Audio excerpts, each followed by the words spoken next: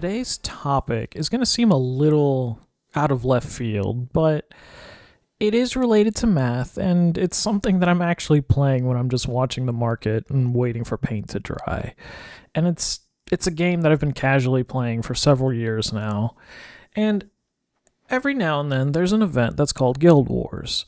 As a team, you'll have like 30 members, and you got to push them all through this very simple flow path. And it got me thinking, what is the most optimal score that you could ever hope to achieve in this game?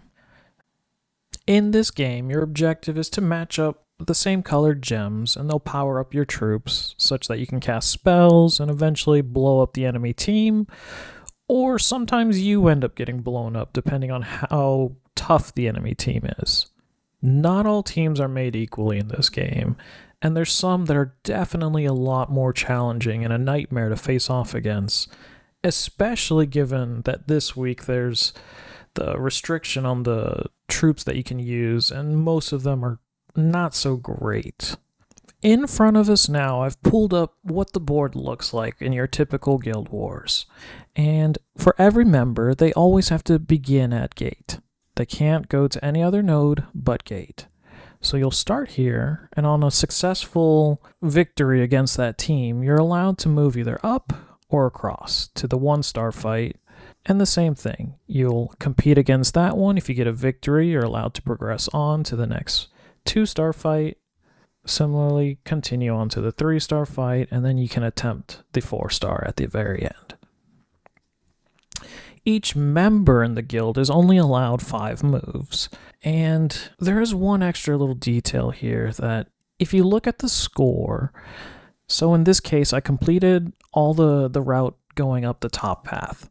And if you add up the points, I should only end up with a score of 1250. However, my score is a little bit higher than that, and that's because that factors in these like little style points for getting a quick victory or what would be not losing any troops in a fight. So something to that effect, and you'll get an extra 20 or so points. In the grand scheme of things, they don't really matter. They're more as like a tiebreaker at the end of the day. So for the math that I'm going to be applying later, I'm just going to kind of ignore that. So no stylish points here, no matter how pretty you're looking. You uncultured swine. Now I've simplified our picture here, that way we can see the full map layout. And one thing I did forget to mention in the setup is that if every node is visited, then there is an additional set bonus that gets applied. So you'll net an additional 1,000 points every time that every node has been visited. With the restrictions that we have in place, our set bonus only comes alive with at least 3 guild members. That way we can send 1 up the top, 1 in the middle, and 1 in the bottom path. So with a full set of 30, the first approach is just to see what the even split looks like. So we'll send 10 down each of the lanes, and then we end up with 30 at the palace. So in this case, it feels like the palace has been overwhelmed in a bit.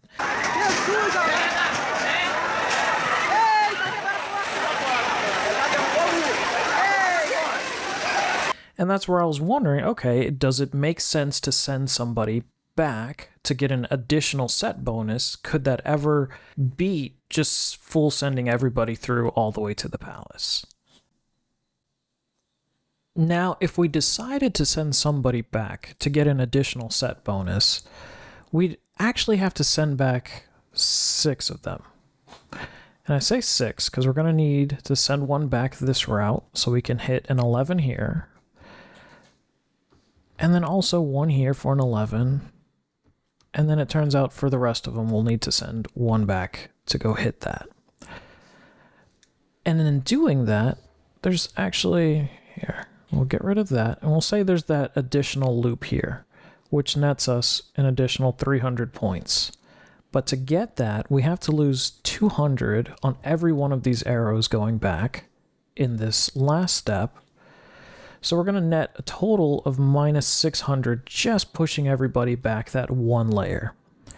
And then in that additional second layer, where we once again are netting an additional 200 points, but we're going to be losing 900 out of all three columns. So yes, we gain an additional 1,000 points, but we've lost a total of 1,500 in order to do it. And that's why it's just never going to be worth it to send anybody back to pick up that extra set bonus.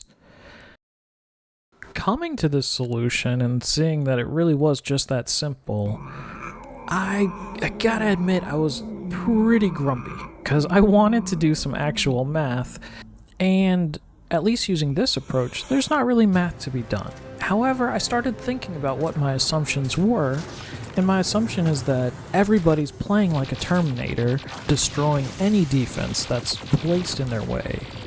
When you look at my example, clearly there's a disconnect, because there was only one person that actually got through the 3-star, and 6 ended up getting stuck on the 2-star. So whoever scouted it should have been sending up alarms of, nobody else come this way, this one simply isn't worth the risk.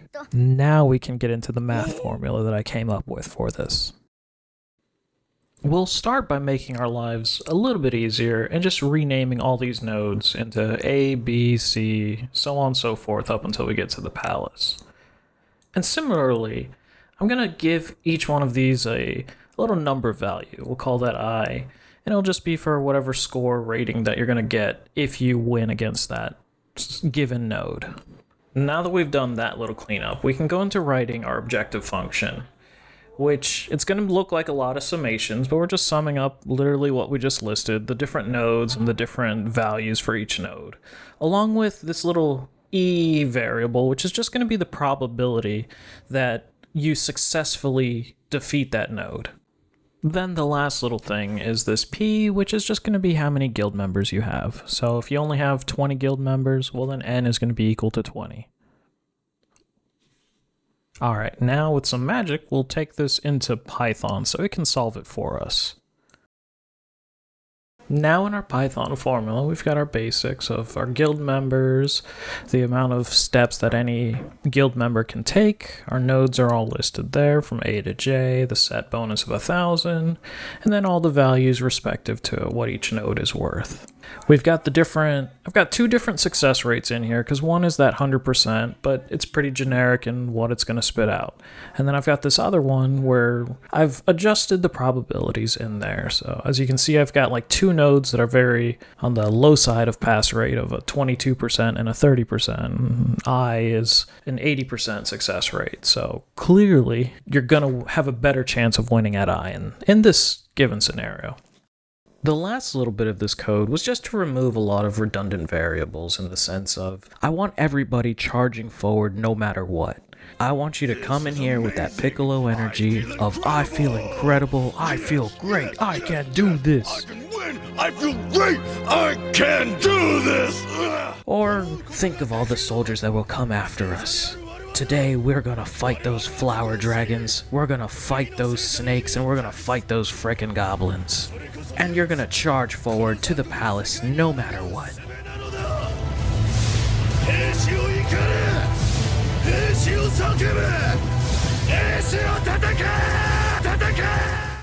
Hopefully that got you hyped up and inspired to charge forward toward that palace regardless of the risk. Now, there is one little group of you, and this is where you gotta kind of self-identify. And you'll just pick up your Happy Gates card, you'll go get your 5 little punches at the gate stand, and then you'll get your free little ice cream. You know who you are, it is what it is. But I didn't build my model considering you guys in any shape, way, or form, because it's just kind of boring. Now, let's get into some examples. With the initial generic numbers that I threw in there, where we had the two significantly lower nodes with G being 22% chance of success and H being a 30% chance, it turns out that in this case the system's going to run and it's just going to flow everybody all the way through the bottom path, and it's not even going to take the risk of sending anybody to G or H. And you'll end up with a score of about just a little over 24,000 points. So then I started wondering, how much would we have to increase H up in order for it to be worth the risk to try and attempt to get that set bonus? And our system will start going for that set bonus when it turns out that we increase H to be 33% higher than G. And that makes sense because we have 3 different lanes, so 1 over 3, you get your 33. Now, we will still overwhelm the I node, which is the easiest one of the 3. However, we will also be sending the bare minimum essential people to hit our expected 1 win on those given percentages of the G and H node, respectively. For this next example case, I decided to lock 2 very easy nodes behind an extremely difficult node. And then for the other 2 lanes, I just made them some lower than 50% odds in order to pass those nodes. And in this case, it's actually, because it's so much difficulty spread throughout the map, you're actually just going to send everybody everywhere and hope that you shove enough people through B that you get enough success rate to continue on that path. Once again, for the fun of it, I decided to then slowly increase up the B node to see at what point is it just worth it to then send everybody up that top path. And in this case, it's a little different, which makes sense because we have 2 nodes, so it's not going to be like a 33% split again. There isn't some simple logic check for this one. It's honestly just that you earn more points. And apparently at 44% is where that switch kind of flips. And rather than go for the set bonus anymore, you're just going to shove everybody you possibly can up that top path and end up with more points than going for the set bonus is even worth.